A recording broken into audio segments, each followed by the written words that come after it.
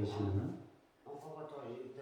예수 그리스도를 찬양하며 하나님 앞으로 예배하는 자리로 나아가겠습니다.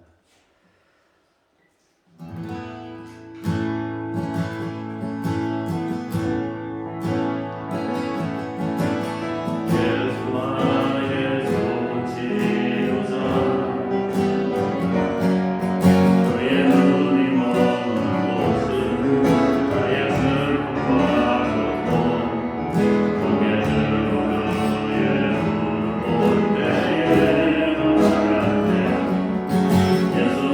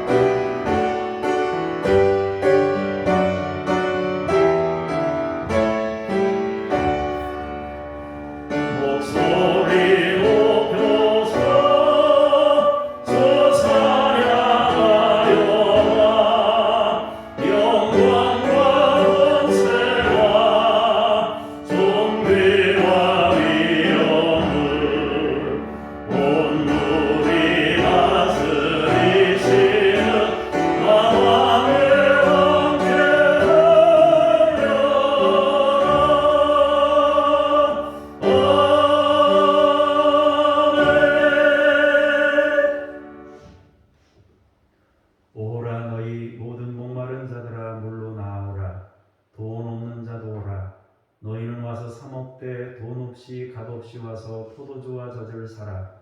너희가 어찌하여 양식이 아닌 것을 위하여 은을 달아주며 배부르게 하지 못할 것을 위하여 수고하느냐. 내게 듣고 들을지어다. 그리하면 너희가 좋은 것을 먹을 것이며 너희 자신들이 기름진 것으로 즐거움을 얻으리라. 우리를 구원의 자리로 초청하신 하나님을 찬양하며 예배합니다. 우리의 예배를 받으소서. 주 예수 그리스도 이름으로 기도합니다. 아멘.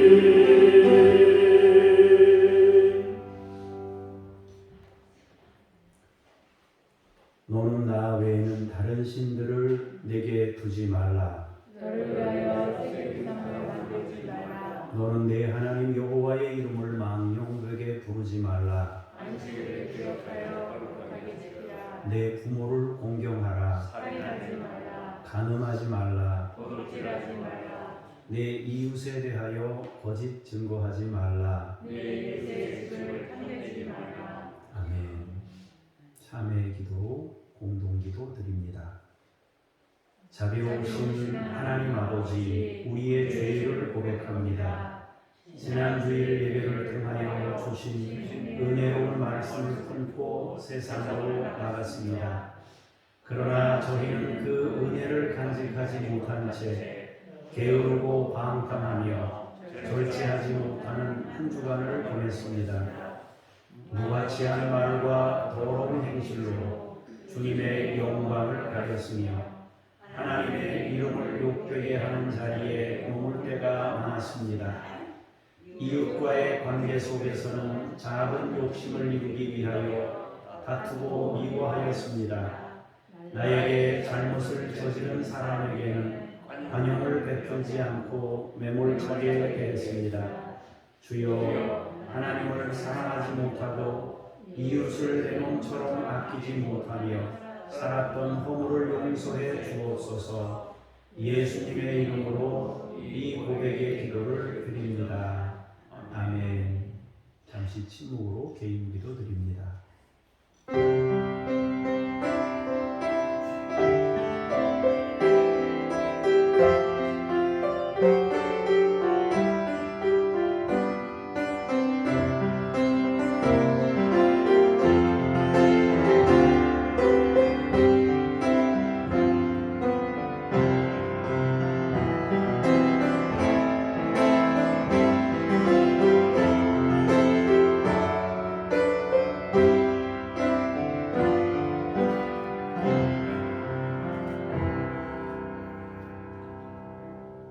그가 우리를 흑암의 권세에서 건져내사 그의 사랑의 아들의 나라로 옮기셨으니 그 아들 안에서 우리가 속량 곧 죄 사함을 얻었도다.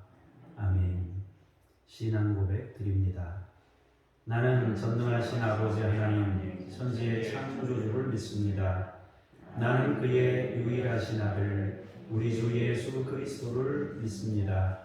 그는 성령으로 잉태되어 동정녀 마리아에게서 나시고 본디오 빌라도에게 고난을 받아 십자가에 못 박혀 죽으시고 장사된 지 사흘 만에 죽은 자 가운데서 다시 살아나셨으며 하늘에 오르시어 전능하신 아버지 하나님 우편에 앉아 계시다가 거기로부터 살아있는 자와 죽은 자를 심판하러 오십니다. 나는 성령을 믿으며 거룩한 공교회와 성도의 교제와 죄를 용서받는 것과 몸의 부활과 영생을 믿습니다. 아멘. 자리에 앉으셔서 기도합니다. 할렐루야. 찬양과 경배를 받으실 하나님, 인간의 몸을 입고 이 땅에 오시는 예수님을 기다리며 우리의 신앙을 가다듬는 계절 대림절 첫 번째 주일을 맞이하였습니다. 저희가 겸손한 마음으로 성전에 나와 예배하게 하옵소서. 독생자를 아끼지 않고 내어주신 성부 하나님의 사랑을 깨닫게 하시고 하늘의 높은 보좌를 버리시고 이 낮고 천한 땅으로 임하신 성자 예수님의 겸손을 배우게 하옵소서. 성령님의 인도하심을 따라 신령한 말씀을 이해하고 깨닫는 복된 예배가 되게 하옵소서. 말씀 들을 때에 하나님께서 우리에게 깨닫게 하시고 알게 하사 주의 자녀로서 살아가도록 권능을 부으시고 주의 은혜 중에 거하게 하옵소서.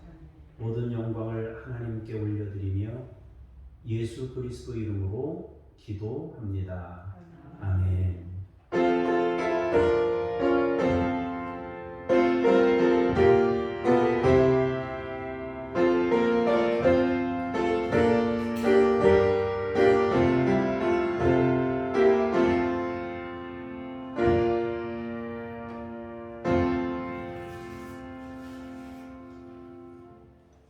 하나님의 말씀 앞으로 나아가면서 순화 찬송 부르시겠습니다. Oh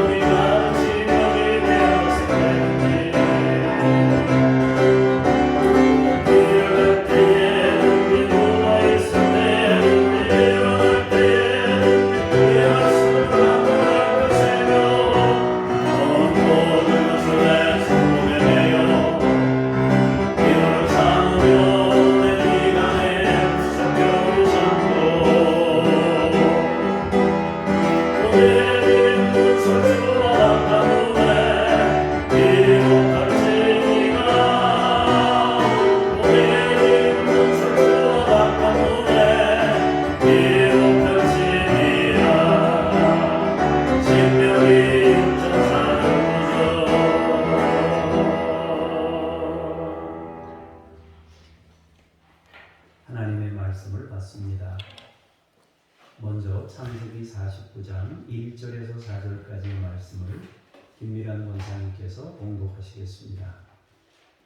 야곱이 그 아들들을 불러 이르되 너희는 모이라. 너희가 그 일에 당할 일을 내가 너희에게 이르리라. 너희는 모여 들으라. 야곱의 아들들아, 너희 아버지 이스라엘에게 들을지어다. 르우벤아, 너는 내 장자여, 내 능력이여, 내 기력이 시작이라. 이풍이 월동하고 권능이 탁월하다마는 물의 끓음을 같은즉 너희는 탁월하지 못하리니 내가 아버지의 침상에 올라 더럽혔음이로다. 그가 내 침상에 올라섰도다. 주님께 감사합니다. 5절에서 7절 말씀 봅니다. 시몬과 레위는 형제요, 그들의 칼은 폭력의 도구로다. 내 호나 그들의 모의에 상관하지 말지어다. 내 영광아 그들의 집회에 참여하지 말지어다. 그들이 그들의 분노대로 사람을 죽이고 그들의 혈기대로 소의 발목 힘줄을 끊었음이로다. 그 노여움이 혹독하니 저주를 받을 것이요 분기가 맹렬하니 저주를 받을 것이라. 내가 그들을 야곱 중에서 나누며 이스라엘 중에서 흩으리로다. 아멘. 주님께 감사합니다. 8절에서 12절 제가 한 절 여러분들이 한 절 교독하겠습니다. 유다야, 너는 내 형제의 찬송이 될지라. 내 손이 내 원수의 목을 잡을 것이요 내 아버지의 아들들이 내 앞에 절하리로다. 유다는 사자가 새끼로다. 내 아들아, 너는 뭉친 것을 짚고 올라가도다. 그가 엎드리고 무릎이 수사자 같고 암사자 같으니 누가 그를 범할 수 있으랴. 규가 유다를 떠나지 아니하며 통치자의 지팡이가 그 발 사이에서 떠나지 아니하기를 실로가 오시기까지 이르리니 그에게 모든 백성이 복종하리로다. 그의 나귀를 포도나무에 매며 그의 암나귀 새끼를 아름다운 포도나무에 맬 것이며 또 그 옷을 포도주에 빨며 그의 옷장을 포도즙에 빨리로다. 같이 봅니다. 그의 눈은 포도주를 위하여 붉겠고 그의 이는 우유로 말미암아 피리로다. 아멘. 주님을 찬미합니다. 아멘. 성전에 나오신 여러분들을 주의 이름으로 축복합니다. 여러분들을 아마 건강한 상태를 유지해서 이 전에 나온 줄로 압니다. 겨울 내내 건강을 잘 유지하시고 하나님의 은혜 중에 이 겨울을 잘 보낼 수 있기를 축복합니다. 오늘은 책임 있는 삶에 대해서 말씀을 나누겠습니다. 창세기를 읽는 중에 아주 특이하고 궁금한 장면이 있는데 그 중에 하나가 바로 야곱의 12 아들이 언약의 백성이 되는 것입니다. 목사는 성경을 읽을 때마다 하나님이 우리에게 말씀하시고자 하시는 것이 무엇인가 거기에 관심을 기울이게 되는데요. 창세기에서 우리에게 전하시고자 하는 말씀이 뭔가 이런 거에 대해서 관심을 갖게 됩니다. 아브라함에게는 8명의 아들이 있어요. 여러분 8명의 아들 중에 아는 사람 대보세요. 이스마엘하고 이삭은 알지요. 나머지는 6명은 아무도 모르죠. 한 사람이라도 6사람 중에 아는 사람이 있으면 생각나는 사람이 아마 없을 것 같아요. 부인 이름은 아브라함의 그 후처 이름은 구두라라고 알고 있는데 그 나머지 6사람의 아들 이름은 우리가 몰라요. 성경이 그들에게 관심을 기울이지 않기 때문에 이삭에게 관심을 기울이기 때문에 그럼 그 사람들의 인생은 없나요? 있죠. 그들에게도 자기 인생을 평생을 산 자기 인생이 있단 말이에요. 그런데 왜 성경은 이삭에게 관심을 기울이냐 말이에요. 또 하나님께서 이삭의 아들을 에서와 야곱을 주셨지 않습니까? 그런데 하나님이 에서는 말고 야곱에게 하나님의 관심을 기울이는 것을 보게 돼요. 왜 에서도 인생이 있는데 에서는 빼고 야곱에게만 마음을 기울이나? 그래서 고민했어요. 하나님, 이삭이 뭐 잘 산 게 있나요? 하나님, 야곱이 좀 멋있게 산 게 있나요? 하고 질문을 했더니 그래도 또 뭐 야곱이 열심히 기도했던 것도 있고 뭐 축복을 사모하는 마음도 있었고 뭐 이런 것들을 보면 또 이삭은 100세에 낳은 아들이라고 보니까 또 괜찮은 것 같아요. 그런데 성경을 읽다 딱 막힌 게 하나 있어요. 그건 뭐냐면은 야곱의 12아들은 왜 몽땅 다 하나님께서 12지파로 삼으셨나 하는 거예요. 아니 사람 차별하시나 하나님이. 예? 아브라함의 아들은 8명 중에 한 사람만 된다고 그러고 이삭의 아들 쌍둥이 2사람 중에 한 사람만 된다고 그러더니 갑자기 야곱은 12아들 몽땅 다 하나님의 자녀로 삼겠다고 하시면서 구약 성경 잘 읽어보시면요 12지파를 모두 계속 얘기하잖아요. 이스라엘이라고. 왜 하나님은 그렇게 하셨나 궁금한 게 한두 가지가 아니란 말이에요. 여기에는 몇 가지 의미를 담고 있습니다. 첫 번째로는 하나님의 은혜를 말하려고 하는 것이고요. 두 번째로는 인간의 한계를 말하고자 하시고요. 세 번째로는 하나님을 의지하면서 우리에게 책임 있는 삶을 살아가도록 당부하시기 위함이다 하는 것입니다. 자, 첫 번째로 생각할 것은 하나님의 은혜가 이제 한 사람 한 사람에서 모두에게 확장된다는 의미를 담고 있습니다. 다시 말해서 하나님의 구원이 열방을 향해 그 구원을 이루실 의지를 가지고 있음을 창세기는 우리에게 말씀하고 있는 겁니다. 모든 족속이 구원의 은혜를 입게 될 것임을 전하고 있다 하는 것입니다. 그러면 왜 이삭만 된다고 했을까? 이삭은 100세에 낳은 아들인데 사실은 하나님이 낳은 아들이에요. 이삭이 낳은 아들이 아니고 사라가 낳은 아들이 아니고 하나님에 의해서 출생된 아들입니다. 다시 말하면 경수가 끊어졌기 때문에 낳을 수가 없어요. 그런데 태어났습니다. 하나님이 하셨다는 얘기예요. 그러니까 무슨 얘기입니까? 구원이라는 것은 하나님이 하시는 것이다. 그 뜻이에요. 사람의 의지로 가지고 하는 것은 구원이 될 수 없다는 거죠. 하나님의 은혜로만 되는 게 구원이다. 그 뜻이에요. 하나님이 이삭에게 관심이 있었던 것은 이삭 그 개인에게 관심이 있었던 게 아니라 이삭을 약속의 자녀로 세우심을 통해서 열방에 증거하는 메시지가 있었어요. 그 메시지가 바로 나를 통하지 않고는 구원 없다. 그 얘기를 하고 싶어서 이삭을 강조하신 겁니다. 두 번째로 야곱만 되게 하셨다. 그게 은혜잖아요. 야곱도 은혜인데 야곱은 태어나면서부터 10분 늦게 태어났다고 했잖아요. 10분인지 20분인지 모르겠지만 쌍둥이니까 뭐 그 상간에 태어났을 거예요. 근데 태어나자마자 둘째 차남이에요. 10년이 지나도 차남이고 20년이 지나도 차남이고 30년이 지나도 차남이고 결혼해도 차남이고 안 바뀌어요. 운명이 바뀌질 않습니다. 안 바뀌는 거예요. 자, 여러분들이 여자로 태어나고 나니까 평생 여자로 살잖아요. 남자로 태어난 사람은 평생 남자로 살잖아요. 군대 갈 때는 여자가 되고 싶었다가 아기 낳을 때는 남자가 되고 싶다가 그러고 싶지요. 그런데 안 돼요. 타고난 운명은 못 바꿔요. 근데 하나님께서 그걸 바꾼 거예요. 뒤집어 엎었어요. 하나님의 나라는 도저히 바꿀 수 없는 운명을 뒤집어 엎는 게 하나님의 나라입니다. 그것이 하나님의 뜻이고 하나님의 구원이에요. 도저히 안 되는 운명을 바꿀 수 있어야 나 같은 사람도 구원받아요.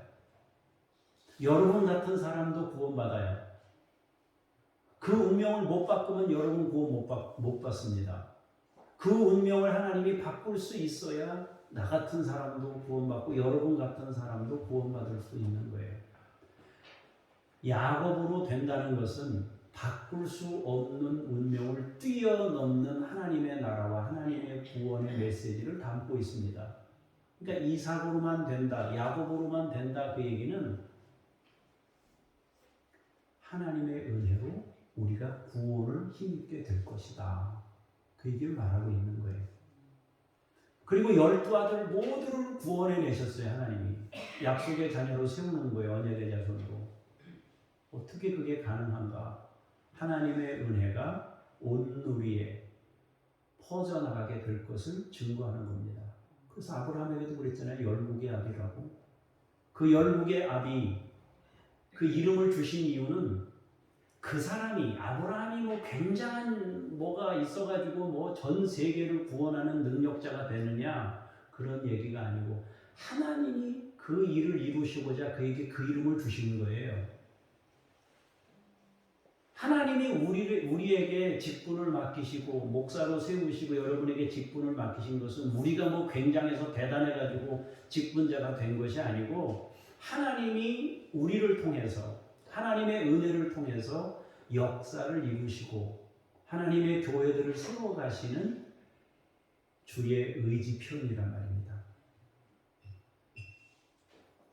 그래서 창세기에 흐르는 메시지는 은혜예요. 두 번째로 창세기에 흐르는 메시지는 인간의 약함과 한계를 계속 말씀하고 있습니다. 인간의 약함과 한계.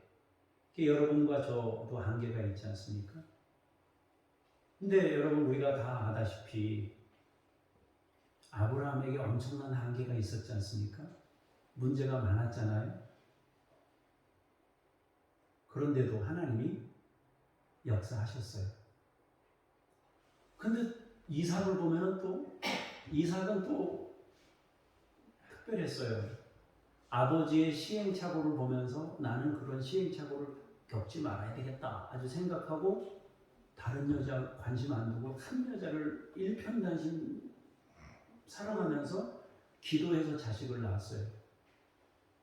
그러면 그런 부모 밑에서 나온 쌍둥이인데 둘 다 좀 하나님이 은혜를 주시지 그렇게 안 하셨어요. 야곱만 택했단 말이에요. 근데 에서에게도 문제가 있고 야곱에게도 문제가 있어요. 문제로 보면은 문제투성이에요. 은혜로 보면은 좋은 것 투성이에요. 장점 투성이야. 은혜로 보면 장점 투성인데 문제로 보기 시작하면은 전부 흠결투성입니다. 야곱의 12아들을 보세요. 어떻습니까?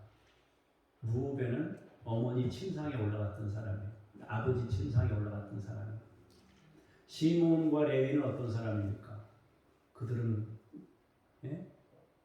남을 잔해하는 칼날과 같은 존재라고 했어요.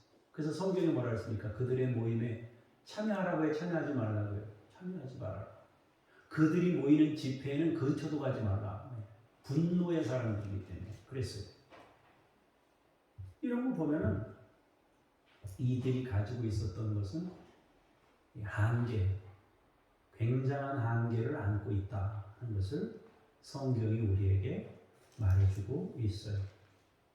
그렇다면 우리는 어떻게 해야 되느냐? 하나님의 은혜가 있고 한계가 있어요. 그럼 이게 안 만나면 어떻게 돼요? 안 만나면 은혜는 은혜로 따로 있고 한계는 한계로 따로 있는 거예요. 그러면 이 한계를 가지고 있는 사람들이 은혜와 만나야 이 은혜가 입어야 이 한계를 가진 사람들이 새로워질 수 있고 이 한계를 가지고 있는 사람이 은혜를 또 만나야 새로운 역사가 일어나는 거예요. 결국에는 이 한계를 가지고 있는 사람들이 은혜를 만나서 은혜와 접촉해서 우리의 삶을 조금 더 책임 있는 삶으로 살아내라 그 얘기를 성경이 우리에게 하고 있다라는 것입니다. 그 세 가지 메시지를 주고 있어요. 오늘 우리가 읽은 성경은요, 야곱이 그 12아들을 축복하는 내용 중에 4아들을 축복한 내용만 다루고 있어요. 근데 여러분, 우리가 조금 아까 말씀드렸다시피 하나님이 말씀하시고자 하는 것에 관심을 기울여야 되는데요. 우리는 자꾸 성경을 볼 때 하나님을 빼고 생각하려는 경향성이 있어요. 그래서 이삭이 어떤 사람인지를 보게 되고요. 자꾸 그 사람이 한 어떤 행동, 사람에 대한 관심을 자꾸 기울이려고 해요. 다윗이 뭐 했던 일들 그런 거에 관심을 기울이게 되는데 사실은 하나님이 그 사람들을 통해서 전하고자 하는 메시지가 있는 거예요. 그것을 우리가 조금 주목해야 되고 하나님에 대해서 관심을 좀 가지고 이 말씀들을 접해야 하겠습니다. 결국 성경은 그들의 삶을 통해 중요한 교훈을 주고자 하는 거죠. 성경은 야곱의 12아들의 삶을 통해서 중요한 신앙적 교훈을 주려고 합니다. 동시에 하나님의 은혜는 모두에게 주어지게 될 것임을 선언하고 있습니다. 이 네 사람에게 주셨던 축복의 내용을 통해서 오늘 은혜를 나누고자 합니다. 성경은 온누리에 주어지게 될 은혜를 선포하시는데 동시에 우리에게 그들의 삶을 보면서 우리 삶을 좀 대비해서 거울로 삼아서 우리가 어떤 삶을 살아야 될지를 조금 배워라. 그 의미로 이렇게 성경을 우리에게 주셨다는 거죠. 네 사람을 살펴보면서 우리가 교훈을 얻고자 하는데 루벤과 시몬과 레위와 유다 통해서 메시지를 듣고자 합니다. 먼저 1절, 2절에 나와 있는 내용을 보면요. 야곱이 아들들을 불러 모으면서 내가 후일에 당할 일을 이르겠다라고 말합니다. 야곱이 자녀들에게 장래의 일을 알려주겠다 하고 있습니다. 이것은 예지적 성격, 다시 말해서 예언의 성격을 가지고 있습니다. 여기에는 축복의 성격이 있고 교훈의 성격이 있고 지나온 삶에 대한 평가의 성격도 담겨 있습니다. 단순히 축복만이 아닙니다. 또 예지적인 성격만 있지도 않습니다.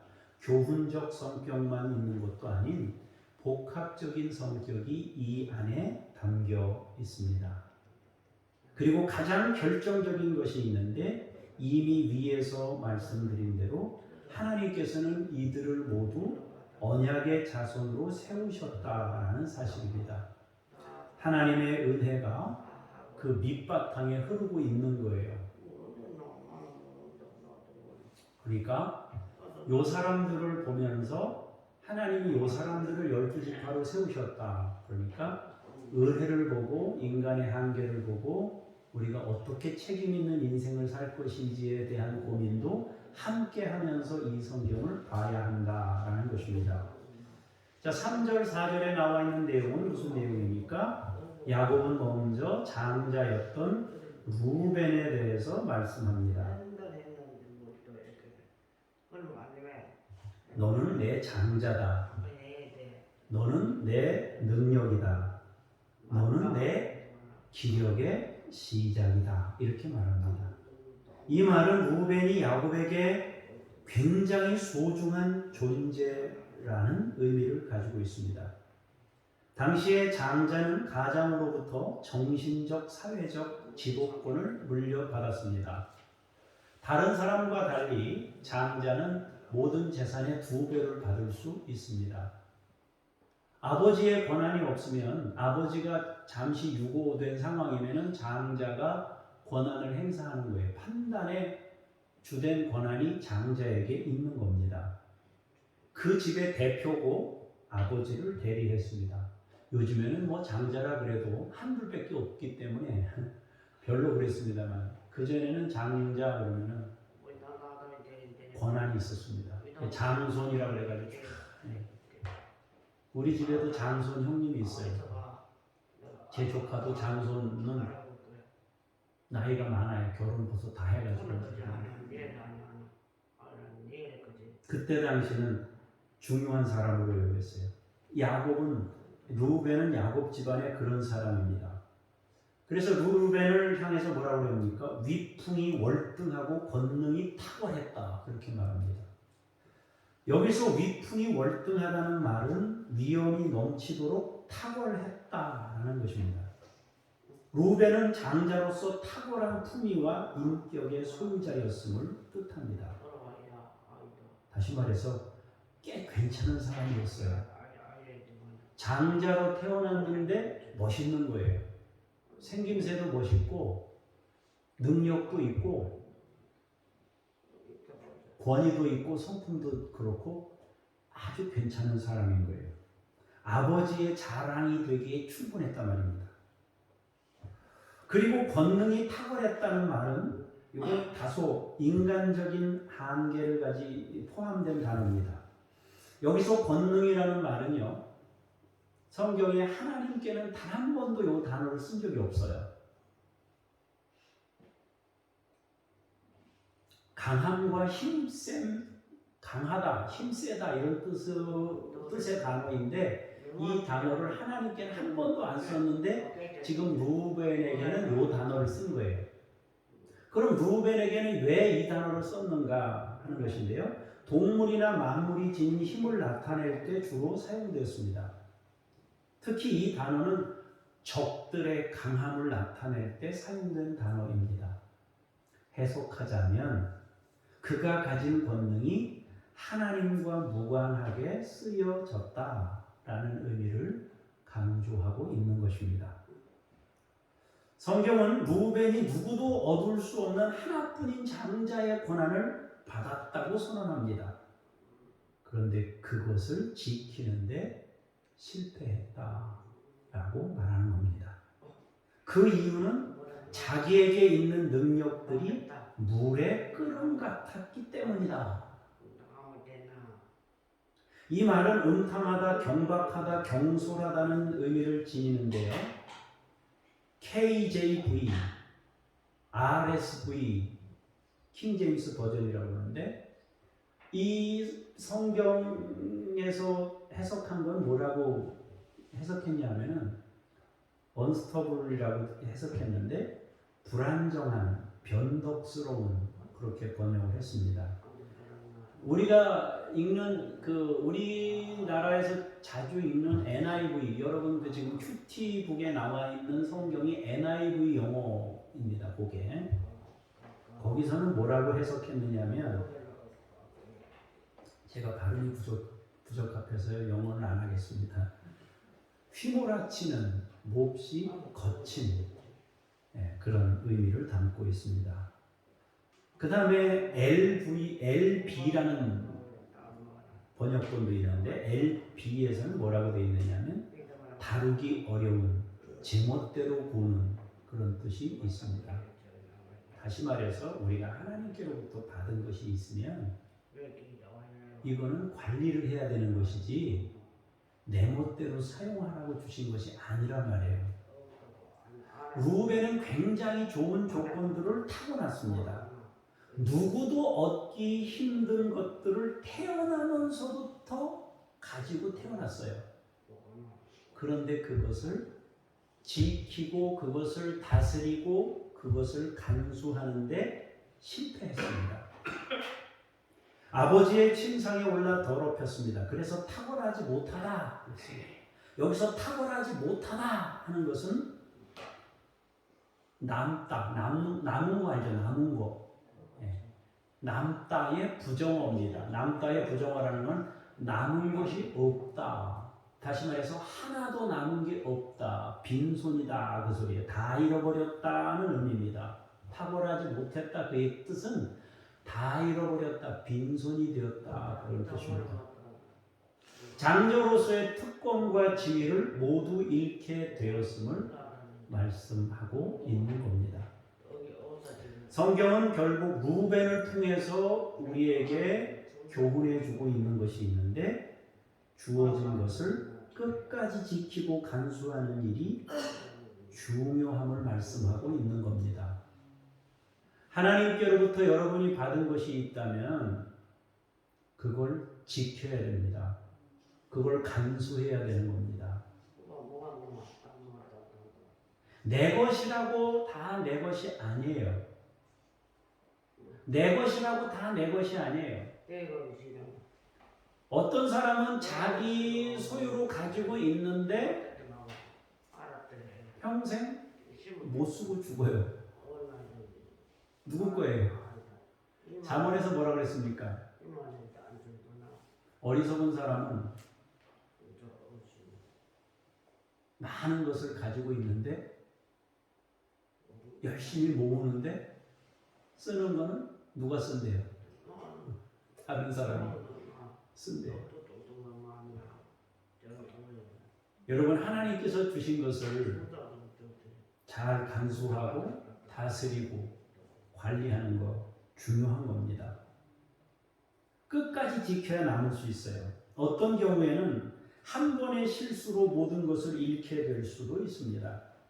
방심은 금물이에요. 사명자는 항상 명심해야 돼요. 경계심을 가지고 살아야 돼요.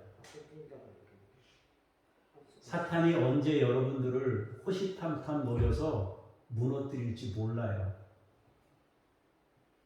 여러분, 순식간에 우리의 감정을 손들이채 뺏어가는 게 마귀입니다. 순식간에 우리의 마음을 다 뒤흔들어 놓는 게 마귀입니다. 정신 바짝 차려야 돼요. 그래서 사람들이 그러잖아요. 어떤 사람들은 그런 사람도 있어요. 실제로 너무 화가 나니까 천국도 안 간대요. 그런 사람도 있어요. 성질 나니까. 믿음 생활하다가 같이 오래 살다가 보니까 막 화나고 짜증나는 일이 있어요. 그래도 믿음은 지켜야지. 하나님을 붙잡아야죠. 너무 힘드니까, 너무 막 화가 나니까 하나님도 싫고 교회도 싫고 뭐 다 싫고 다 싫다는 거예요. 천국도 안 가려고 합니까? 천국도 싫다는 거예요. 그게 할 소리냐고요. 그런데 마귀가 우리의 감정을 휘두르면 그렇게 되는 거예요.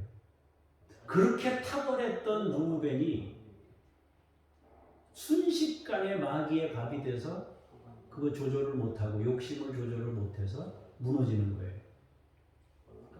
이 루벤을 통해서 하나님은 우리에게 중요한 교훈을 주는 거예요. 메시지로서 우리에게 중요한 교훈을 주고 있는 겁니다. 자, 5절에서 7절은 두 번째로 시몬과 레위에 대해서 말씀합니다. 그들은 형제입니다. 실제로 레아의 아들들로서 형제예요. 같은 배에서 나온 형제입니다. 그런데 여기서 말하는 형제라는 뜻은 그런 뜻도 있지만은 기질과 성격이 유사하다. 그런 뜻이 있어요. 아니, 저 사람들은 꼭 형제 같아. 그러면 예? 무슨 뜻이에요? 꼭 노는 게 같고 행동하는 것도 비슷하고 말하는 것도 비슷해. 형제 같아 그러잖아요. 그런 의미를 담고 있습니다. 혈통적인 형제라는 의미와 함께 성격과 기질이 유사하다 그랬습니다. 그런데 그들의 칼은 폭력의 도구라 그랬습니다. 여기서 칼로 번역된 메케라라는 말은 여러 가지 의미가 있는데 대표적으로 두 가지만 살펴보자면 첫 번째 의미는 처소, 사람 사는 거처하는 그 처소의 의미를 가지고 있습니다. 두 번째는 파고 뚫는 거, 그런 의미를 가지고 있어요. 우리가 지금 읽은 성경, 우리가 읽은 한글 성경에는 이 두 번째 파다, 뚫다의 의미로서 칼의 성격을 가지고 있는 거예요. 첫 번째 의미로 해석하자면 남을 해치는 도구들을 어디 자기 집에 두고 있었다, 그런 얘기예요. 그런데 이거는요, 이 말씀 무슨 생각이 떠오르냐면요, 가인에게 하나님이 하신 말씀 있죠. 죄가 문 앞에 엎드리리니라 그랬잖아요. 죄의 소원은 있지만 너는 죄를 어떻게 하라 했어요? 다스려라 그랬잖아요. 여기 거처에 무기들, 남을 해치는 도구들을 가지고 있었다, 그 얘기는 무슨 뜻이에요? 그 거처가 어디? 집에 어떤 장소의 개념도 있겠지만은 우리 마음에 누군가를 해쳐야 되겠다는 마음을 가지고 있었단 말이에요. 그 마음 안에. 어쨌든 어떤 식으로 해석하든 이 두 사람은 호전적이고 난폭성을 지닌 사람들이었습니다. 성경은 이들의 모임에 관심을 두지 말라 그럽니다. 이들의 집회에 참여하지 말라고 합니다. 그들이 한 행동은 분노를 그대로 표출했습니다. 의로운 분노가 아니라 자기를 제어하지 못한 분노의 표출입니다. 성경은 다스려져야 할 성품에 대해서 말씀합니다. 사랑하는 여러분, 분노와 혈기는 반드시 제어되어야 돼요. 제어되어야 합니다. 그것은 저주의 열매를 얻게 됩니다. 반드시 불행을 만드는 요인이 됩니다.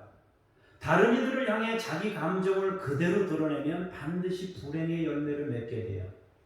성경은 그것을 말씀하고 있습니다. 혹시 여러분들이 성격이 급해서 분노가 자주 일어나는 사람이라면 신경 많이 쓰셔야 돼요. 하나님께 우리가 책임 있는 삶을 살기 위해서 은혜로 자꾸 나아가서 그분의 은혜를 힘입고 이 분노를 다스리고 제어하고 끊어내야 됩니다. 우리는 받은 것을 지키고 간수하는 삶을 살아야 돼요. 그리고 동시에 우리는 자기 감정과 분노를 있는 그대로 드러내지 말아야 합니다.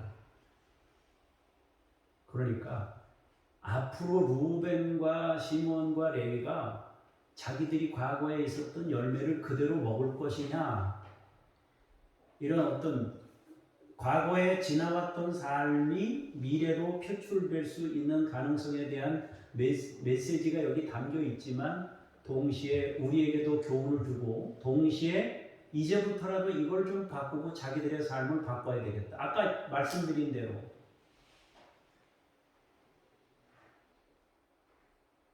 운명을 바꿀 수 있는 건 은혜밖에 없어요. 루벤을 새롭게 할 수 있는 것은 은혜밖에 없습니다. 시몬과 레위를 새롭게 할 수 있는 건 은혜밖에 없어요. 자기 한계를 인정하고 은혜 앞으로 나아가는 방법밖에 없어요. 그럼 그 12 아들을 12지파로 하나님이 세우시는 거예요. 그래서 은혜의 메시지가 창세기에 흐르고 있고요. 인간의 한계가 그 바닥에 흐르고 있고요. 동시에 이 둘의 만남이 성사돼야 우리는 책임 있는 삶을 살 수 있다 이거예요. 여러분과 제가 보다 더 책임 있는 삶을 살으려면 이 은혜를 만나지 않고는 안 되는 거예요.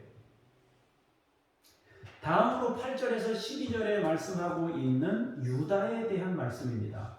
그런데 조금 의아한 부분이 있어요. 유다는 요셉을 파는데 앞장선 사람입니다. 죄책감을 가지고 가족을 떠나 가나안 땅에서 살았습니다. 가나안 사람 수아라는 사람과 결혼해서 자녀를 낳았습니다. 수아라는 사람의 딸과 결혼했죠. 수아가 아니고요. 그리고 아들 둘은 하나님 앞에서 죄를 지어 일찍 죽었습니다. 그리고 자기 며느리 다말은 집으로 보냈다가 나중에 이 며느리가 변장을 하고 자기와의 사이에서 자녀를 낳았어요.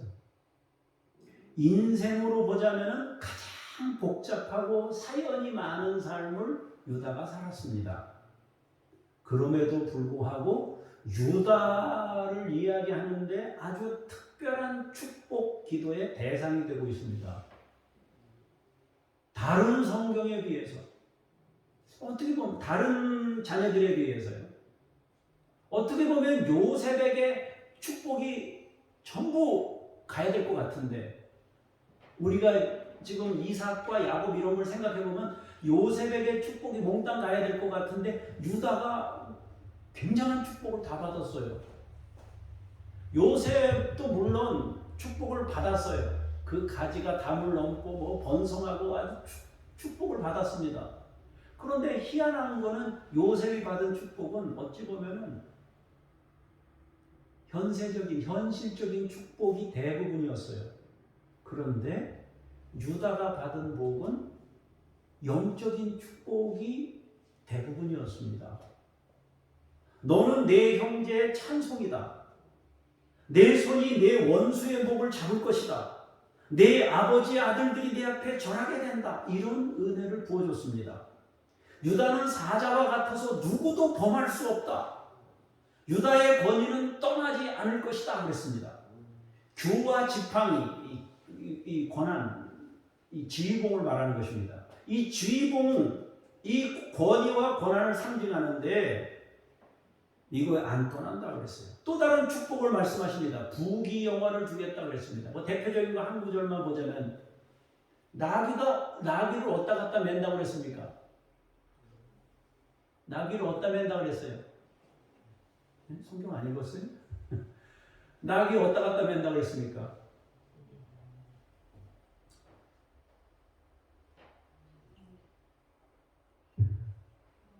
갑자기 질문하니까 정신이 왔다 갔다 하시나 보다. 어디에 매라 그랬어요? 포도나무에 매라 그랬잖아요. 여러분은 짐승을 어디다가 짐승을 어디다 맬 때 과일나무가 있고 뽕나무가 있으면요.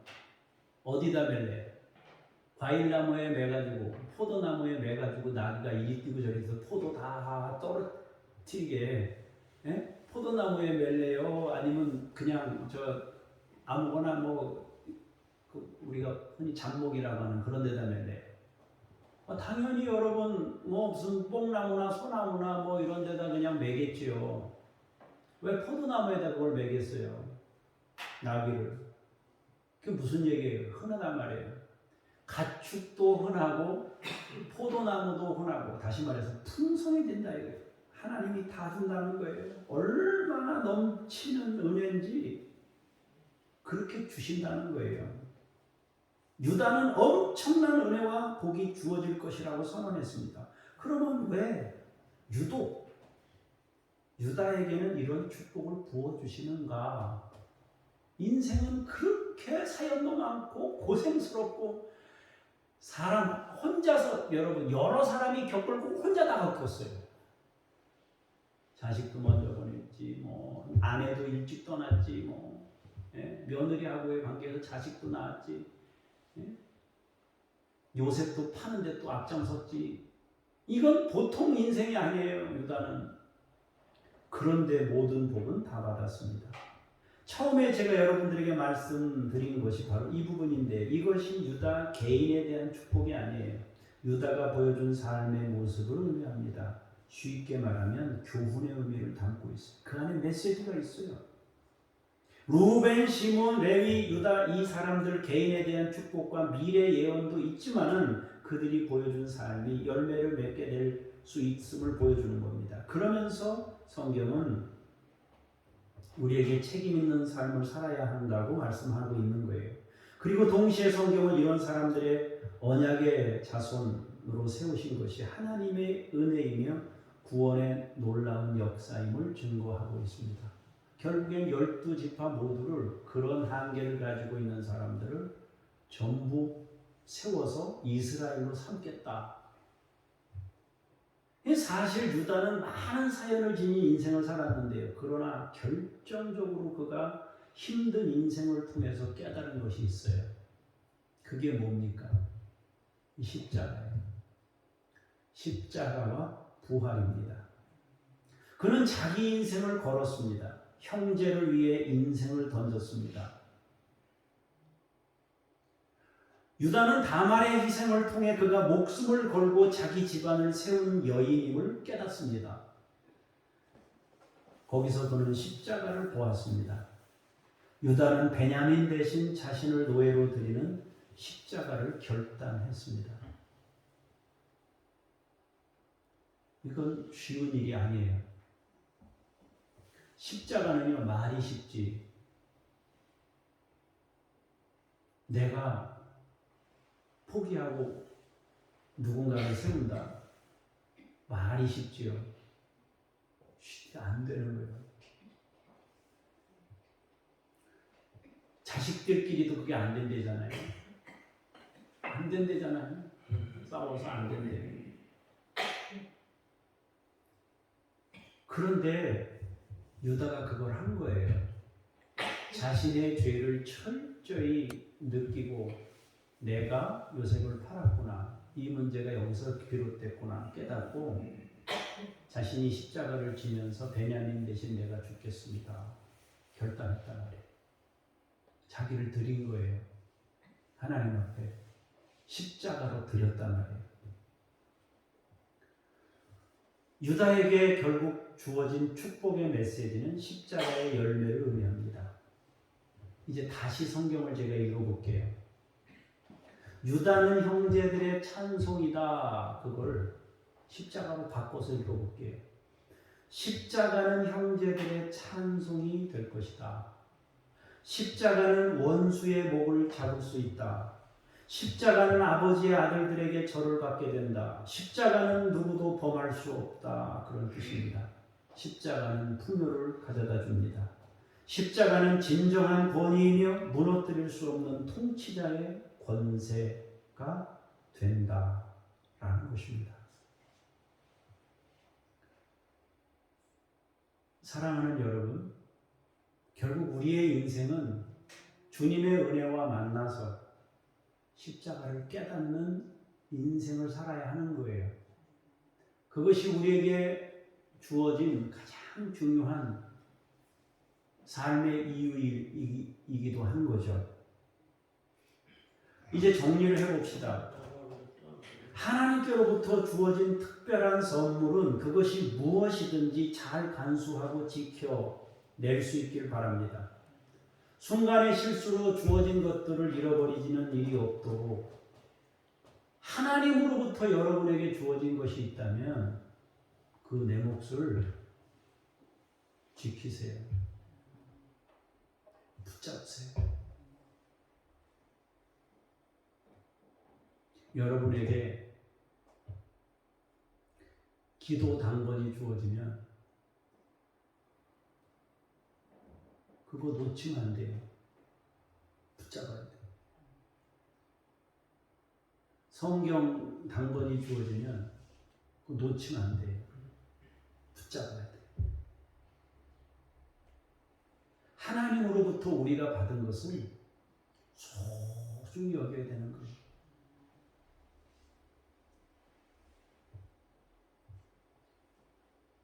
두 번째로 우리의 인생은 내 마음대로의 인생이 되지 말아야 됩니다. 분노가 일어난다고 분노하고 감정이 폭발한다고 그냥 내질러 버리지 말아야 돼요.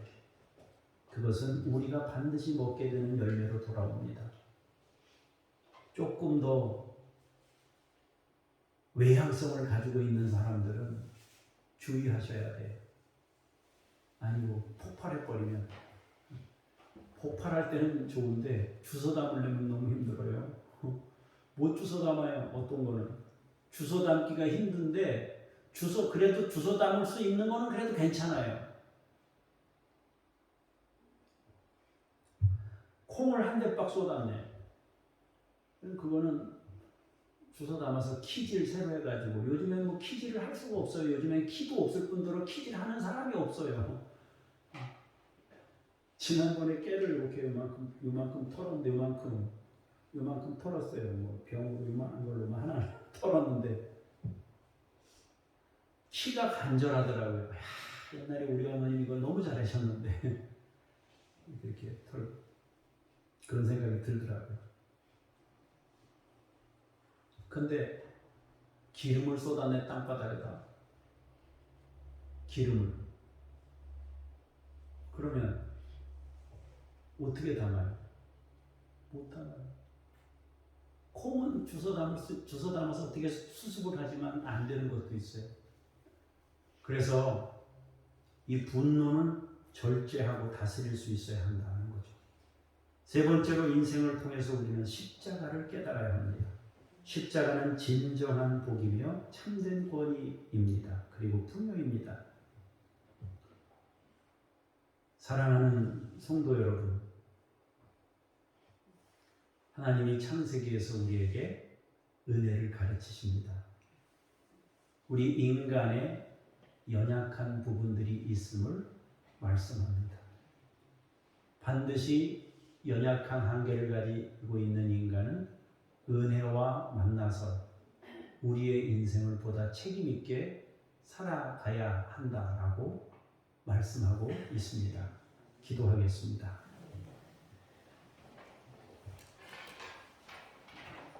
하나님께서 열방을 구원하시려고 의지를 가지시고 은혜를 모든 온누리에 열방에 부으시려는 의지 표현을 가지고 창세기를 쓰셨습니다. 주여, 이제 하나님의 그 의지에 우리가 응답하여 우리의 한계를 그대로 하나님 앞에 내어드리며 책임 있는 삶을 살아가도록 능력으로 함께해 주옵소서. 나 혼자는 내 인생을 결코 책임질 수 없음을 깨닫고 은혜 앞으로 나아갈 때에만 진정한 책임 있는 삶을 살 수 있음을 깨달을 수 있도록 우리 가운데 함께해 주시옵소서. 감사드리며 주 예수 그리스도 이름으로 기도합니다. 아멘.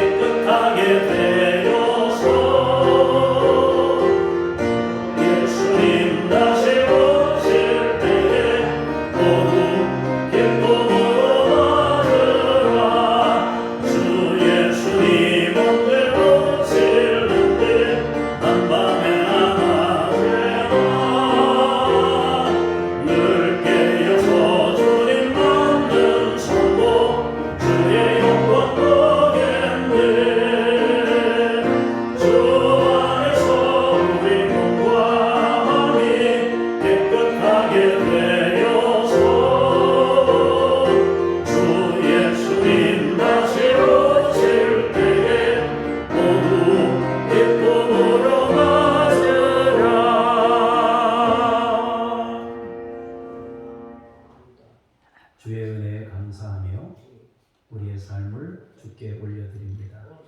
받으시고 우리 평생에 하나님의 은혜를 부으시고 책임 있는 삶을 살아가도록 성령을 더딥혀 주옵소서. 주 예수 그리스도 이름으로 기도합니다. 아멘. 하늘에 계신 우리 아버지, 아버지의 이름을 거룩하게 하시며 아버지의 나라가 오게 하시며 아버지의 뜻이 하늘에서와 같이 땅에서도 이루어지게 하소서. 오늘 우리에게 일용할 양식을 주시고 우리가 우리에게 잘못한 사람을 용서하여 준 것 같이 우리 죄를 용서하여 주시고 우리를 시험에 빠지지 않게 하시고 악에서 구하소서. 나라와 권능과 영광이 영원히 아버지의 것입니다. 아멘.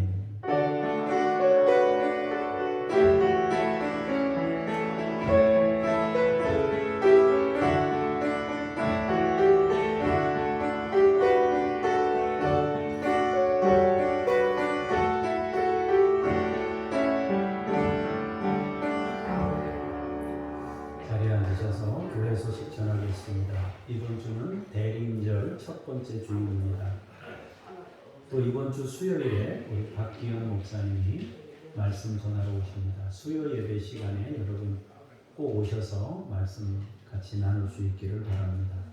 다음 주까지 성경 읽으신 분들은, 다독하신 분들은 연락 주시기를 바랍니다. 우리 이수민 집사님한테 얘기해도 되고 우리 아내한테 얘기해도 되고 여러분 성경 읽으신 분들은 이야기하셔서 전해주시면 좋겠다 싶습니다. 끝나고 권사님들 잠깐만 나누셔서 이야기 좀 나누시고 가시면 좋겠습니다. 제가 잠깐 기도하겠습니다. 하나님 함께 중보기도합니다. 농어촌교회 목회자들이 낭망하지 않고 교회의 필요가 채워지도록 은총 베푸시옵소서. 인구 감소와 고령화로 인해 40대 이하가 교인 수의 1%라고 합니다. 94% 교회는 100명 미만이라고 합니다. 하나님께서 교회 가운데 함께 하시고 역사하셔서 농어촌 지역을 살려주시고 하나님께서 지켜 주옵소서. 영국을 축복하며 기도합니다. 신앙의 불모지가 되어가고 있는 땅에 다시 복음으로 돌아가 생명력이 넘치는 신앙으로 회복되게 하옵소서. 1800년 전통이나 되는 기독교가 이제 6%만이 실천적인 기독교인으로 남아있고 유명무실한 채로 가고 있습니다. 영국에 다시 신앙의 부흥이 일어나도록 역사하시옵소서. 하나님, 수요일에 박기현 목사님을 모시고 말씀 은혜를 나누려고 합니다. 함께 참여하여 은혜를 누리게 하옵소서. 1년 동안 성경과 함께 살면서 성경을 읽으신 분들 함께 격려하고 위로하고자 하오니 또 수고한 분들 함께 알려서 함께 더 독려해서 앞으로 더 많이 성경을 읽고 성경과 함께 사는 우리 교우들이 되게 하옵소서. 장준혁 북한 어린이들 야바 임마누엘을 주께서 친히 양육하시고 이들의 삶에 간섭하시며 우리가 전한 사랑이 이들에게 의미 있는 사랑이 되도록 주께서 은총 베푸시옵소서. 김요엘, 이웃아저씨 아줌마, 이동식, 서명숙, 김수연, 김명숙, 천애슐리 선교사님, 아버지 하나님, 이 선교사님들 가운데 역사하시고 우리의 작은 헌신이 이들에게 아름다운 열매로 맺어지도록 인도하시고 은혜 베푸시옵소서. 일주일 동안도 믿음으로 숨을 있게 하실 주님을 찬송합니다. 우리 성도님들이 이기게 하시고 믿음으로 살게 하옵소서. 질병으로 고통 중에 있는 분들을 주께서 강건케 하셔서 치유하시고 권능으로 일어날 수 있도록 역사하시옵소서. 감사드리며 주 예수 그리스도 이름으로 기도합니다. 아멘. 다 같이 자리에서 일어나셔서 405장 한 절만 보겠습니다.